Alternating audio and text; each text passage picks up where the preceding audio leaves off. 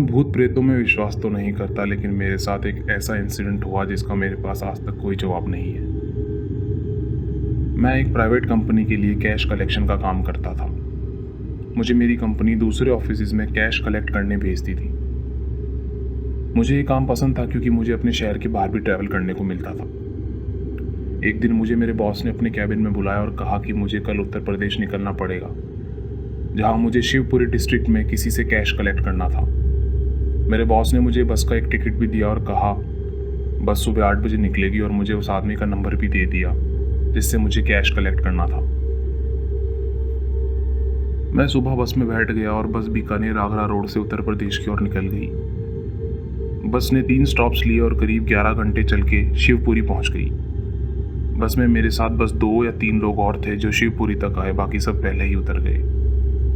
मैं बस से उतरा और उस आदमी को कॉल करा जिससे मुझे कैश लेना था।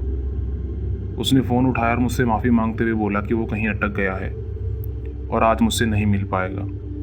ये बोल के उसने मुझसे कहा कि मैं सुबह उससे अपनी लोकेशन भेज दूं और वो मेरे पास आके कैश डिपॉजिट करा जाएगा।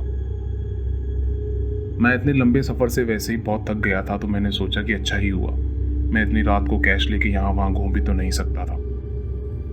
फिर मैंने अपने लिए एक होटल ढूंढना चालू किया। मैंने इंटरनेट पे सर्च करने की कोशिश की, लेकिन यहाँ सिग्नल वीक होने की वजह से मेरा इंटरनेट ही नहीं चला। मैंने सोचा मुझे वैसे भी एक ही रात गुजारनी है, तो कुछ सस्ता सा जुगाड़ देख लूँ। मैं पैदल पैदल आगे बढ़ने लगा। यूपी में पॉपुलेशन बहुत ज़्यादा है, लेकिन यहाँ मुझे लोग ही दिखाई नहीं दिए। पूरा एरिया सुनसान था। मैं किसी राहगीर से भी नहीं पूछ सकता था, इसलिए खुद ही पैदल पैदल आगे बढ़ने लगा। काफ़ी देर बाद मुझे किसी होटल या कहीं रुकने के लिए कुछ नहीं मिला, तो मैं थोड़ी दूर आगे खड़े एक ऑटो वाले को कहा कि मुझे आसपास के किसी भी होटल में ले चलो। ऑटो वाले ने मुझे बड़े अजीब तरीके से देखा और ऑटो स्टार्ट करके मुझे बैठने के लिए बोला। मैं अंदर बैठ गया और फ़ोन निकाल कर अपनी वाइफ को कॉल करके बताया कि मैं पहुंच गया हूं और कल रात तक वापस घर आ जाऊंगा। मैं वाइफ को पूरी बात बताने लग गया और इतना खो गया कि 10 मिनट बाद जब मैंने फ़ोन काटा तो मुझे ध्यान आया कि ऑटो चलते करीब 15 मिनट हो गए हैं। मैंने ऑटो वाले को कहा कि भैया किसी भी होटल पर रोक दो, तो वो बोला भाई साहब आसपास कोई होटल नहीं है, इसलिए थोड़ा दूर जाना पड़ रहा है। मैंने कहा ठीक है, और 10 मिनट और चलकर उसने ऑटो रोका और बोला साहब उतर जाओ, होटल सामने ही है। मैं उतरा और उसे पैसे दिए तो वो बोला साहब अपने सामान और अपना खुद का ख्याल रखना। ये बोलकर वो वहाँ से चला गया। किसी अनजान शहर में रात के समय ऐसी बात सुनकर मैं थोड़ा डर गया और आसपास देखने लगा। यहाँ दूर दूर तक कोई मकान नहीं था, सिर्फ सामने होटल की बिल्डिंग थी। मैं अंदर गया और रिसेप्शन पर खड़ा हो गया, लेकिन सामने कोई नहीं था। मैं काफ़ी देर खड़ा रहा और 2-3 बार आवाज़ भी लगाई। फिर थोड़ी देर बाद एक आदमी आया और सामने रिसेप्शन में जाके खड़ा हो गया। उसने कुछ नहीं बोला और मुझे देखने लग गया। मैंने उससे कहा कि मुझे सुबह तक के लिए एक रूम चाहिए, तो उसने थोड़ी देर रुककर जवाब दिया और बोला ऊपर वाला रूम नंबर 5। मैंने अपनी आईडी सामने रख दी और उसने नाम में अपना सर हिलाया और बोला 500 रुपये। मैं कंफ्यूज अपनी आईडी उठाकर अपने वॉलेट में वापस रख लिया।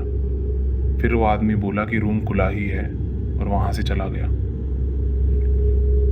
मुझे अपनी जॉब की वजह से बहुत बार होटल्स में रुकना पड़ा है, लेकिन पहली बार किसी होटल में ना मेरी आईडी ली ना मुझे रूम की चाबी दी। मेरे पास कहीं और जाने का ऑप्शन नहीं था, तो मैंने अपना बैग उठाया और रूम में चला गया। ऊपर वाले फ्लोर पर लाइट तक नहीं जल रही थी और इतना अंधेरा था कि मुझे सामने देखने में भी परेशानी हो रही थी। मैंने अपने फ़ोन की टॉर्च जलाई और रूम नंबर 5 को ढूंढकर उसमें घुस गया।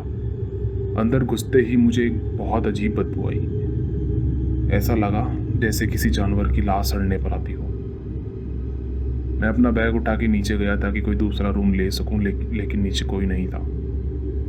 नीचे ही नहीं, इस पूरे होटल में कोई नहीं था। उस आदमी के अलावा मुझे यहाँ कोई भी नहीं दिखा और ऐसे वीराने होटल में पूरी रात निकालने के नाम से ही मैं बेचैन हो गया। मेरे पास कोई और ऑप्शन नहीं था, इसलिए मैं वापस मेरे रूम में चला गया और अपना बैग नीचे रख के मैंने दरवाज़ा बंद किया और बेड पे लेट गया। कमरे में से बहुत गंदी बदबू आ रही थी। मैंने टीवी रिमोट उठाकर टीवी ऑन किया तो वो भी नहीं चला। मेरे पास अब करने के लिए कुछ नहीं था और बहुत थका होने के कारण मेरे लिए सोना ही इकलौता ऑप्शन था। मैंने आंखें बंद की ही थी कि मैं एकदम से चौंक गया और उठकर धीरे से दरवाज़ा खोला तो सामने रिसेप्शन वाला बंदा खड़ा था। उसके चेहरे पर कोई एक्सप्रेशन नहीं था। थोड़ी देर रुककर वो बोला, सर खिड़की बंद रखना, और ये बोलकर वो वहाँ से चला गया। मुझे कुछ समझ नहीं आया और मैं भाग के खिड़की बंद करने गया। बंद करते समय मैंने डर डर के बाहर की ओर देखा तो सुनसान ज़मीन और थोड़े बहुत पेड़ पौधों के अलावा कुछ नहीं दिखा। सामने का व्यू बहुत डरावना था, लेकिन मुझे समझ नहीं आया कि रिसेप्शनिस्ट ने खिड़की वाली बात क्यों बोली। मेरा रूम दूसरी मंजिल पर था और इसे खिड़की का क्या ताल्लुकात? यहाँ से कोई कैसे अंदर आ सकता है? इतना सोचते सोचते मैं सोने चला गया।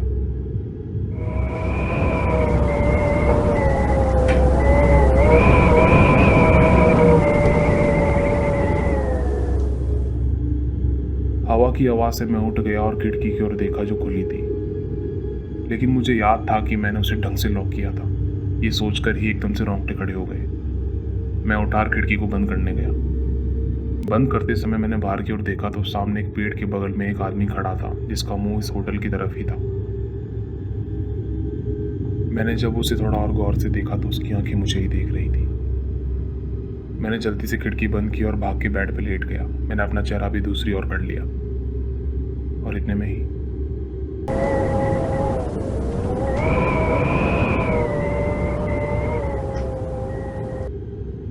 जब दोबारा खिड़की खुली तो मेरे हाथ पांव डर के मारे फूल गए। मैं उठ के भागा, अपना बैग उठाया और रूम का गेट खोला। मैंने अपना एक कदम बाहर निकाला ही था कि इतना सुनते ही मुझे लगा कि मेरे दिल की धड़कन ही रुक गई हो। ऐसा लगा मानो आज शायद मेरा आखिरी दिन है। मैं जोर से भागकर सीढ़ियां उतरा और रिसेप्शन वाले के पास गया, लेकिन वहां कोई नहीं था। मुझे समझ नहीं आ रहा था कि मैं क्या करूं। मेरा दिमाग और शरीर दोनों सुन पड़ चुके थे। मैं बाहर की ओर भागा और मैंने उस ओर देखा भी नहीं जिस तरफ मुझे वो आदमी खड़ा दिखाई दिया था। मैं उल्टी दिशा में भागने लगा और भागता रहा। मेरे पीछे मुड़ के देखने की हिम्मत नहीं थी। मेरी सांसें फूल रही थी और ऐसे लग रहा था मानो छाती में आग लग गई हो। मैं फिर भी भागता रहा, लेकिन मुझे कोई दिखाई नहीं दिया। बहुत दूर आकर मुझे कुछ कच्चे मकान दिखाई दिए और वहां पहुंचकर मैंने एक मकान का दरवाज़ा जोर जोर से खटखटाया। थोड़ी देर बाद एक आदमी उससे बाहर निकला और मैंने उसे अपनी बात बताई। उसने मुझे ऊपर से नीचे तक देखा और मुझे अंदर आने के लिए बोल दिया। लेट रात का समय था और उस आदमी ने जमीन पर एक छोटा सा गद्दा बिछाया और मैं वहीं बैठ गया। मुझे नींद नहीं आई और मेरी बहुत मुश्किल से रात निकली। मैं पूरी रात यही सोचता रहा कि मेरे साथ आखिर हुआ क्या। कोई कैसे दूसरी मंजिल की खिड़की खटखटा सकता है? वो कौन आदमी था जो मुझे देख रहा था? मेरे पास मेरे किसी सवाल का जवाब नहीं था। मैंने सुबह उस आदमी को कॉल किया और पैसे लेकर अपने शहर की ओर निकल गया। घर आकर जब मैंने अपनी वाइफ को ये बात बताई तो उसका चेहरा सफ़ेद पड़ गया। मैंने कुछ दिनों की छुट्टी ली और घर ही रहा। ये मेरी ज़िंदगी का सबसे खतरनाक और डरावना एक्सपीरियंस था, जिसने मुझे ये सोचने पर मजबूर कर दिया कि दुनिया में ऐसी भी चीज़ें होती हैं जिनका जवाब हमारे पास नहीं होता।